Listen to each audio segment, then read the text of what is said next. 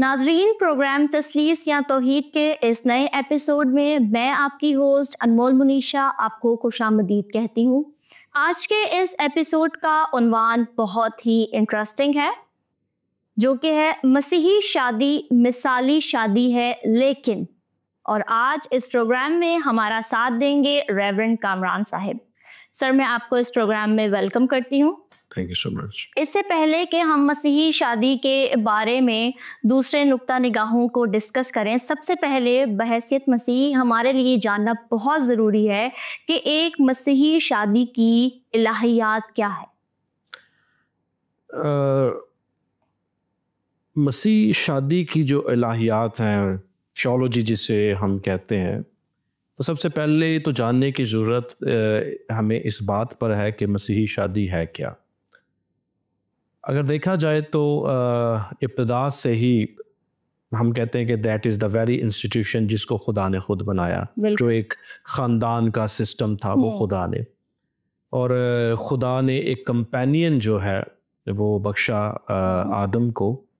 ویسے بہت سی تھیولوجیز پائی جاتی ہیں، لیکن ہم یہ دیکھتے ہیں کہ جو وہاں پر ہوا کے لیے خدا مددگار کا لفظ استعمال کر رہا ہے، تو بہت سے آگے بائبل کے ٹرانسلیشنز میں same word God is using مددگار کے طور پر۔ بالکل۔ تو جہاں پر شادی کی الہیات کو ہم دیکھتے ہیں تو خدا نے یہ ایک بہت بڑا تحفہ انسان کو بخشا ہے، جس کے اندر ہم دیکھتے ہیں کہ کمپینین شپ ہے، محبت ہے، اور ایک کووننٹ ہے۔ کووننٹ اس لیے ہے کہ یہ دونوں کے درمیان میں ایک عہد ہے، اٹوٹ عہد ہے، جو زندگی بھر نبھانا ہوتا ہے۔ اور اکثر جب میں نکاح پڑھاتا ہوں تو میں ان کو، جو دلہا دلہن ہے، ان کو ہمیشہ اس بات کو باور کرواتا ہوں کہ جو عہد آپ کر رہے ہو، نہ صرف آپ کلیسیا کے سامنے، لوگوں کے سامنے، بلکہ خدا کے سامنے یہ عہد باندھ رہے ہو۔ اس میں عہد میں کیا ہوتا ہے کہ نہ تنگی، نہ خوشحالی، نہ بیماری، یا کوئی بھی ایسا سرکمسٹانس جو ہے آپ کے اس عہد کو توڑ نہیں سکتا۔ ٹھیک ہے؟ تو یہ ایک کمپینین شپ ہے، یہ ایک آپس کا جو تعلق ہے، بے شک اس میں بہت سی چیزیں انوالو ہیں۔ تو اس محبت کے لیول کو جو جوڑتی ہے، وہ شادی کا بندھن جو جوڑتا ہے، تو خدا جو ہے کیا کرتا ہے، اس کے اندر چاہتا ہے کہ خدا ترس نسل پیدا ہو۔ دیٹ از سب سے پہلے شادی کا الہی مقصد یہ ہے۔ دوسری بات، دونوں جو جوڑا ہے، میاں اور بیوی جو ہے، وہ دونوں اس کمپینین شپ میں رہتے ہوئے خدا کے نام کو جلال دیں، اور ایک خاندان ایسا جو خاندان ہے وہ وجود میں آئے جو خدا کو، اس کے نام کو جلال دے۔ الٹیمیٹ جو ہے مقصد، الٹیمیٹ تھیولوجی یہ ہے۔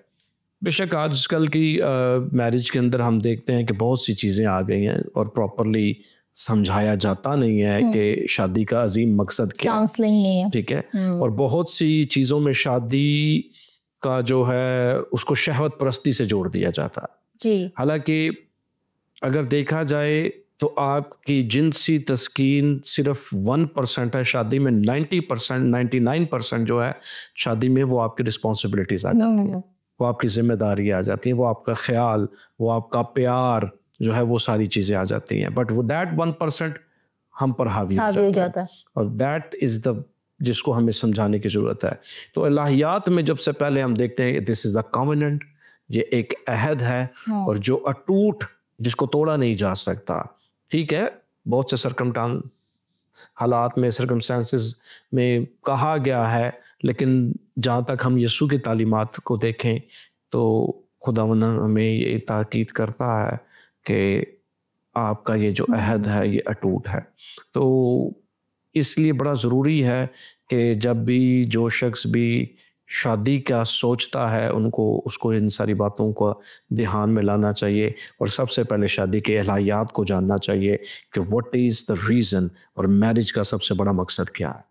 بالکل، یہ آپ نے بہت خوبصورت بات بتائی کہ یقیناً یہ ایک عہد ہے جو مرتے دم تک کے لیے جو ہے وہ میاں اور بیوی کے لیے ہوتا ہے کہ وہ ایک دوسرے کا ساتھ دیں گے.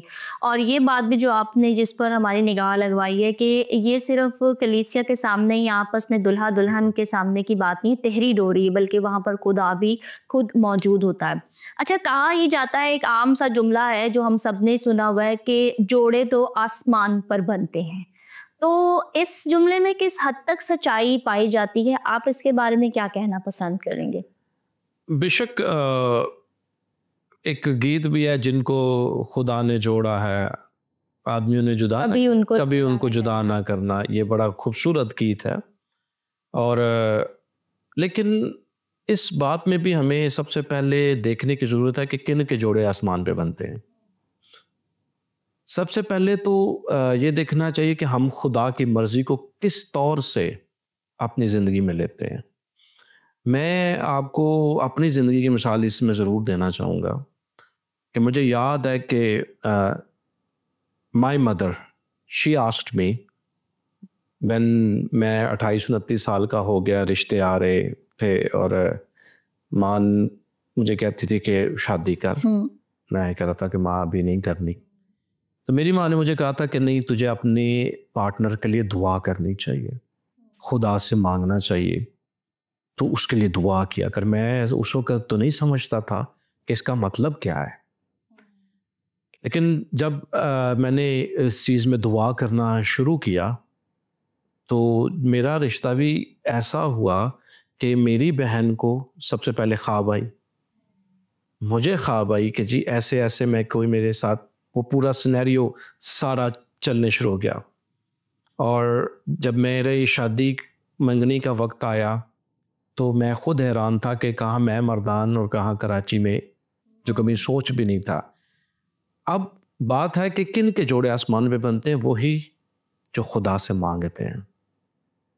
اگر میں نے اپنی مرضی کرنی ہے اور میں خدا کے ارادے کو نہیں جانتا، ٹھیک ہے، میں صرف اور صرف اپنے جنسی تسکین کے لیے شادی کرنا چاہ رہا ہوں اور مجھے اور خدا کی مرضی سے کوئی تعلق نہیں ہے، تو پھر ایسے آسمان پر جوڑے نہیں بنتے.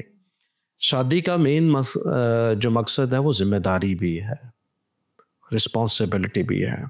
اور خدا کے سامنے جب ہم بیٹھتے ہیں، ان ساری چیزوں کو دیکھتے ہیں، تو ہم خدا سے اس کی مرضی کو معلوم کریں کہ خداوند تو کیا چاہتا ہے میری زندگی. سب سے بڑا المیہ آج کل کے دور کا یہ ہے کہ ہم خدا کی رضا نہیں معلوم کر رہے. جی، پرانے زمانے میں اگر دیکھا جائے تو شادی میں بزرگ جب بیٹھتے تھے یہ وغیرہ، تو میں ایک جگہ پہ پڑھ رہا تھا کہ وہاں پر ایک دستور کے مطابق لوگ بیٹھ کے دعا کرتے تھے کہ خداوند اگر تو یہ تیری طرف سے ہے تو یہ ہو، اگر تو یہ تیری طرف سے نہیں ہے تو یہ نہ ہو.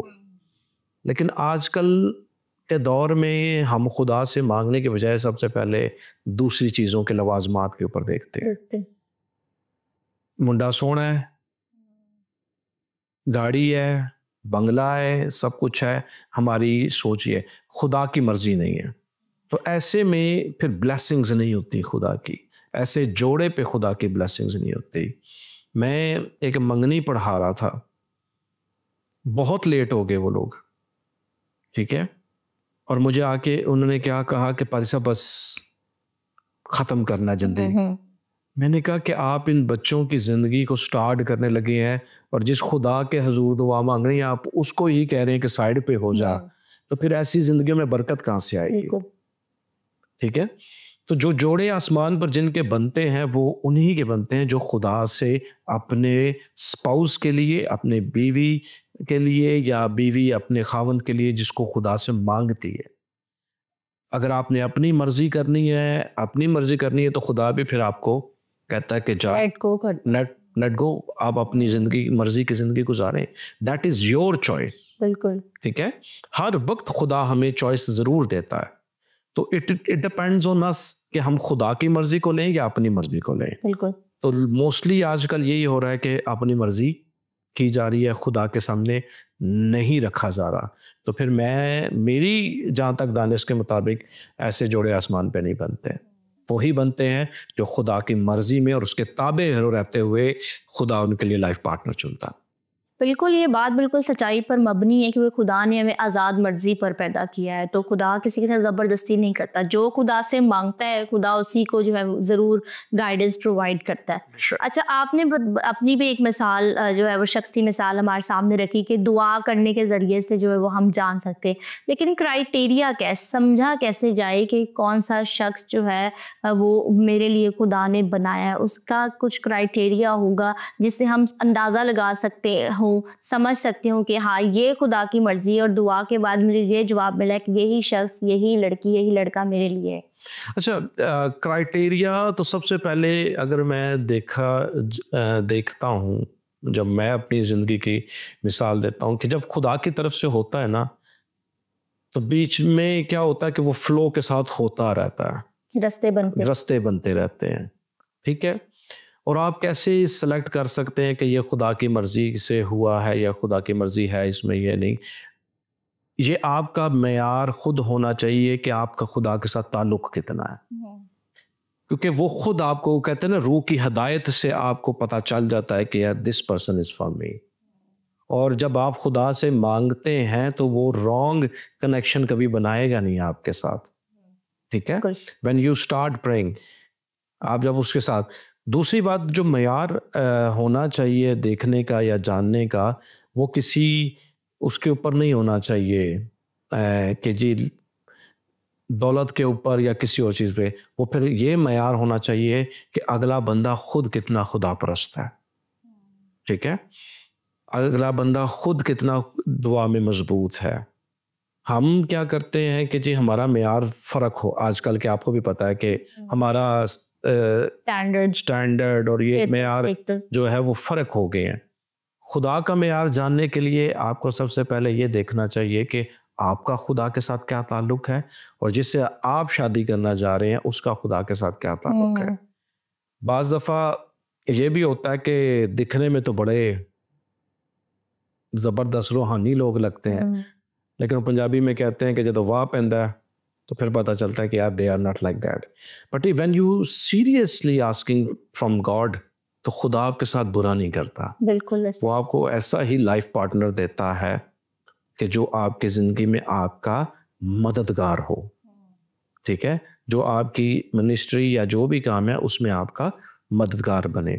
اور صرف معیار یہ ہے کہ آپ خدا کی مرضی کو جانیں، کہ اس سے پوچھیں کہ یہ اگر ہے میرے لیے جو تو نے منتخب کیا ہے، تو اس کو تو اگر چاہتا ہے کہ میری زندگی میں آئے تو تیری مرضی پوری ہو۔ تو اگر خدا چاہتا ہوا تو وہ ڈیفینیٹلی آپ کی زندگی میں آئے گا۔ اگر آپ خدا کو کہہ رہے ہیں کہ اگر تیری مرضی پوری ہو، تو اگر وہ شخص آپ کی زندگی کے لیے نہیں ہے تو آئی ہیو سین کہ چھوٹی سے چھوٹی بات میں بھی چیز ختم ہو جاتی ہے۔ لیکن اگر وہ لائف پارٹنر آپ کے لیے خدا نے بنایا ہے، اس کی مرضی ہے اس میں، تو وہ ضرور ہے کہ آپ کی زندگی میں وہی شخص آپ کے لیے ایک مددگار کے طور پر ضرور آئے گا۔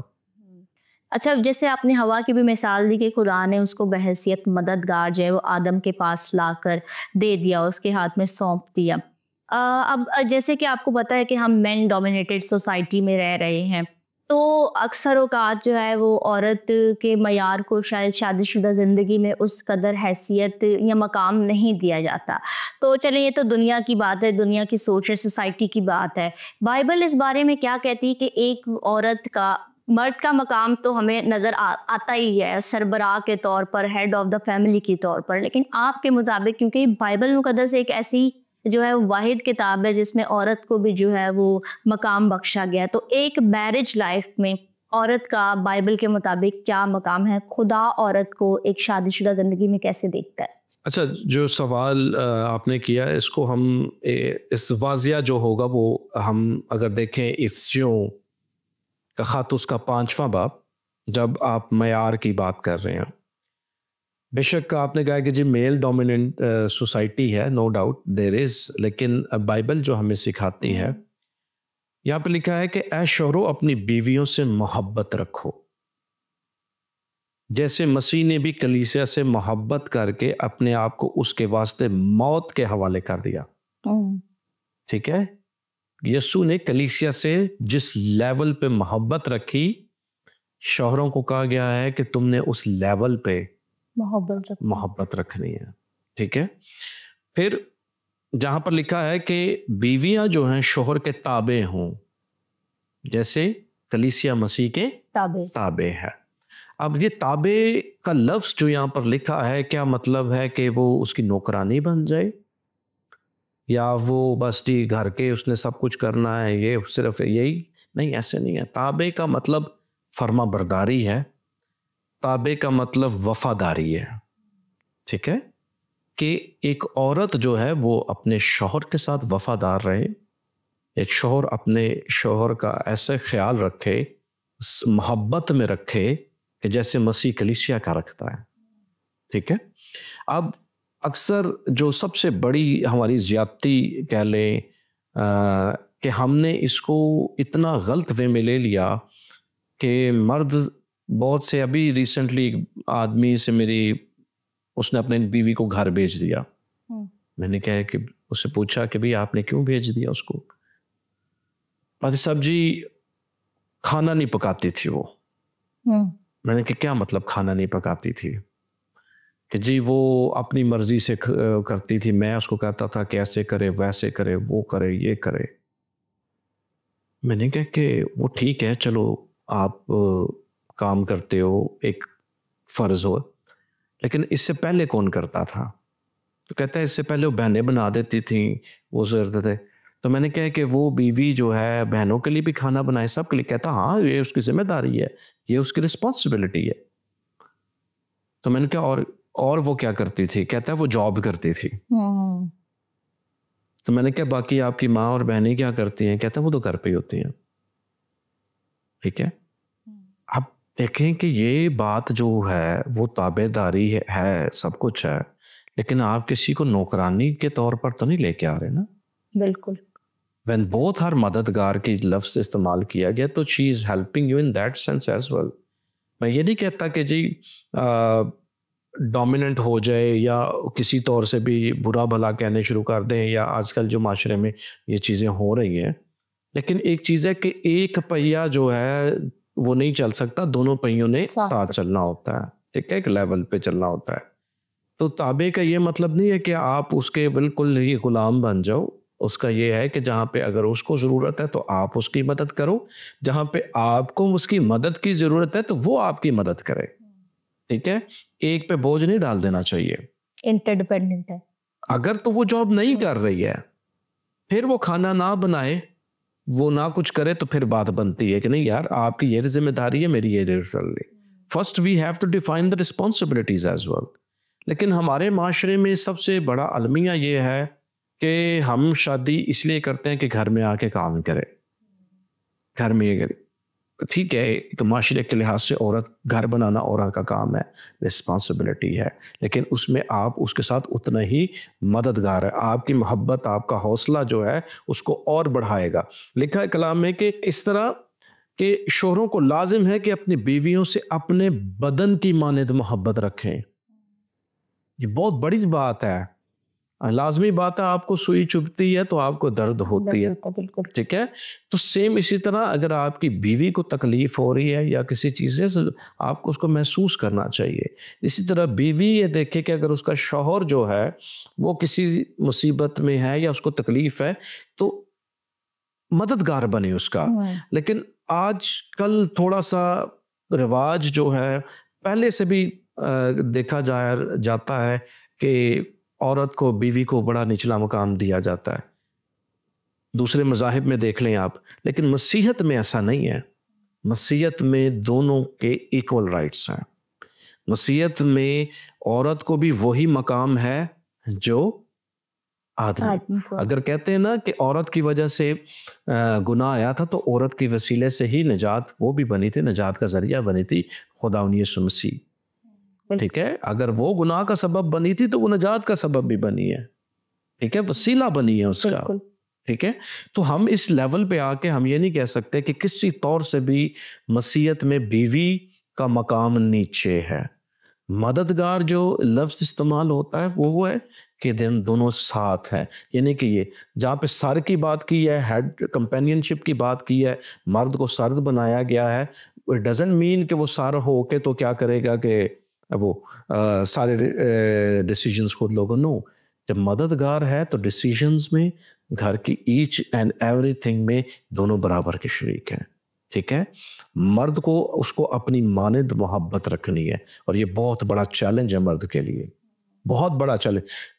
بیویوں کے لیے اتنے کام نہیں بولے گے جتنے مرد کے لیے گئے ہیں.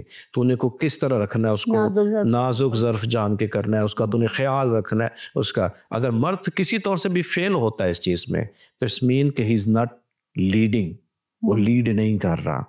ٹھیک ہے، اور جہاں پہ بیوی وفاداری کی ہے تو یہ وفاداری محبت کی ہے، تابع ہونا محبت ہے. یہ نہیں کہ کسی طرح سے نوکرانی نہیں، یہ جو ہماری سوچ بن گئی ہوئی ہے کسی طور سے نہیں، غلام نہیں، صرف مددگار کے طور پر، ایک دوسرے کے ساتھ چلنے کے طور پر.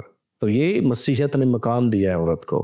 تو میں سمجھتا ہوں کہ ہماری بہن بیٹیوں کو اس چیز پہ سمجھنا چاہیے کہ خدا نے اس کو وہی مقام بخشا ہے جو ایک مرد کو بخشا ہے. بالکل ٹھیک ہے، آپ نے بالکل خوب جو ہے وہ بتایا کہ بائبل کی روح سے دیکھا جائے تو ایک آدمی پر زیادہ ذمہ داریاں جو ہے وہ اس کے کاندھوں پر سونپی گئی ہیں. ڈپینڈ کرتا ہے کہ ہم کس طریقے سے بائبل کی باتوں کو سمجھتے ہیں اور اپنے پر اس کا اطلاق کرتے ہیں. اچھا، اب میں آپ سے ابتدائی کلیسیا کے بارے میں سوال کرنا چاہوں گی کہ جب ابتدائی کلیسیا میں ایذار رسانی کے دن تھے تو اکثر اوقات جو ہے وہ ہم سمجھتے ہیں یا ہم نے سننے میں آتا ہے کہ ان دنوں میں لوگوں پر الزام لگایا جاتا تھا کہ جو مسیحی مرد حضرات ہیں وہ آپس میں بہن بھائیوں میں شادی کیا کرتے تھے. اور تحقیق سے یہ بات پتہ چلتی ہے کہ مسیحی مرد و حضرات کو انجیل مقدس کے حوالے سے اس طرح سے سمجھایا جاتا تھا کہ جو بھی کلیسیا میں ہے وہ آپ کے بہن بھائی ہیں، تو وہ اسی نظریے سے ان کو دیکھتے تھے، تو جس کی وجہ سے وہ بہن کہتے تھے اور بعد میں ان سے شادی ہوتی تھی جس کو وہ گناہ کے زمرے میں سمجھا جاتا تھا. اس کے بارے میں آپ کس طریقے سے اسے جسٹیفائی کریں گے؟ اچھا، جو یہ بات ہے، ہم بھی کہتے ہیں کہ مسیح میں سب بہن بھائی ہیں. آپ اس کی مثال وہ دیکھ لیں کہ کیوں کہتے ہیں مسیح میں سب بہن بھائی ہیں، کہ جب ہم اس جلالی مقام میں چلے جائیں گے، ٹھیک ہے، تو آپ کو یاد ہوگا کہ یہودی آئے تھے خداوند یسوع مسیح کے پاس اور انہوں نے کہا تھا کہ اس شوہر کے پتہ نہیں 6 کے 5 شوہر تھے، تو اب مر گیا ہے، ایک مر گیا، دوسرے کے ساتھ، تیسرے کے ساتھ، تو یہ جا کے اس آسمان پہ کس کے ساتھ ہو گئی. تو خداوند نے کہا تھا کہ وہاں پر یہ چیز بیاہ شادیاں نہیں ہوتی، بیاہ شادیاں نہیں، فرشتوں کی مانند. ٹھیک ہے، فرشتوں کی مانند. تو یہاں پر اگر دیکھا جائے تو جب ہم بات کرتے ہیں مسیح میں سب بہن بھائی، ٹھیک ہے، تو ڈزنٹ مین کہ میں وہ سگی بہن ہو گئی ہے، یہ عزت کے طور پر. سب سے پہلے ایک اور مثال لیں گے ہم اس میں سے کہ پہلا کرنتھیوں اس کا 9واں باب اس کی 5ویں آیت. جو میرا امتحان کرتے ہیں ان کے لیے میرا یہی جواب ہے، کیا ہمیں کھانے پینے کا اختیار نہیں؟ کیا ہم کو یہ اختیار نہیں کہ کسی مسیحی بہن کو بیاہ کر لیے پھرے، جیسے رسول اور خداوند کے بھائی اور کیفا کرتے ہیں. اب پولس رسول نے جو لفظ یہاں پر یوز کیا کہ کسی مسیحی بہن کو بیاہ، اب what does it mean؟ کیا وہ کہہ رہا ہے کہ میں اپنی بہن سے شادی کر لوں؟ نہیں، ایمان میں جو ہے وہ اس عزت کے طور پر اپنی بہن کو، مسیحی کلیسیا کی بہن کو جانتے ہوئے وہ بات کر رہا ہے. اٹ ڈزنٹ مین کہ وہ اس کی سگی بہن ہے یا امیجیٹ فیملی سے ہے کسی طرح تو وہ اس کے بارے میں بات کر رہا ہے. ہمارے جو معاشرے کے اندر ہم کسی کو بھی بہن کہتے ہیں تو ہم اس کو عزت دیتے ہیں، ٹھیک ہے.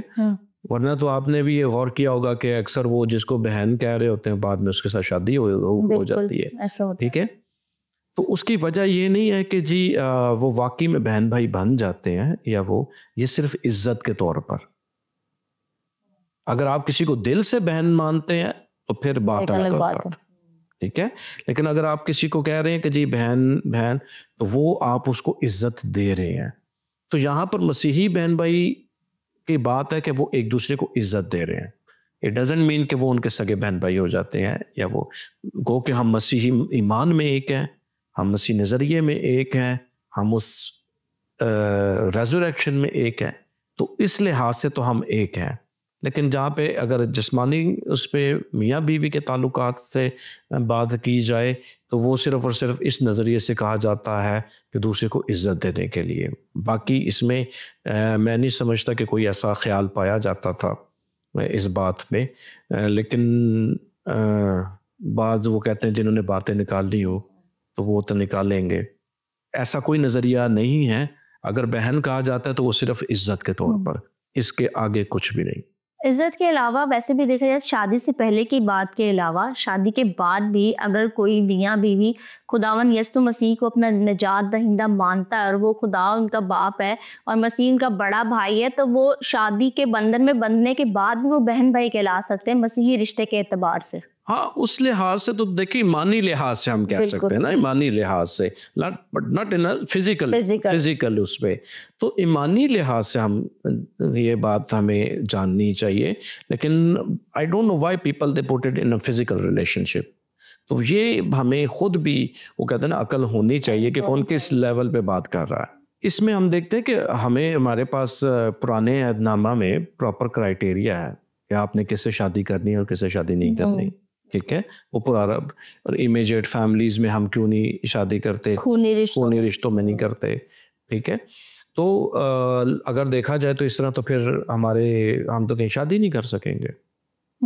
ٹھیک ہے, کہ ساری میں بہن بھائی ہیں تو پھر تو شادی نہیں ہو سکے گی. لیکن بات صرف اور صرف سمجھنے کی یہ ہے کہ معاشرے کے اندر ایک دوسرے کو رسپیکٹ دینے کی بات کی جا رہی ہے.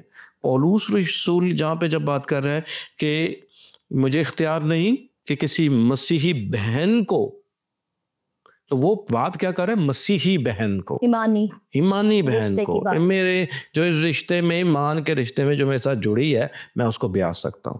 لیکن وہ وہاں پہ عزت کے طور پر یہ بہن کا لفظ استعمال کر رہا ہے. تو the same thing it happens in Christianity as well. جب ہم ایک دوسرے کے بارے میں بات کرتے ہیں تو کہتے ہیں کہ عزت سے بات کرنی چاہیے, رسپیکٹ سے. خاتون کی دیکھیں یہ لیول کی عزت کلام سکھا رہا ہے کہ آپ کو اس کو کس طور سے دیکھنا ہے, نگاہ کیسے رکھنی. کوئی اپنی بہن کے بارے میں غلط نگاہ نہیں کرے گا, سوچ نہیں رکھے گا.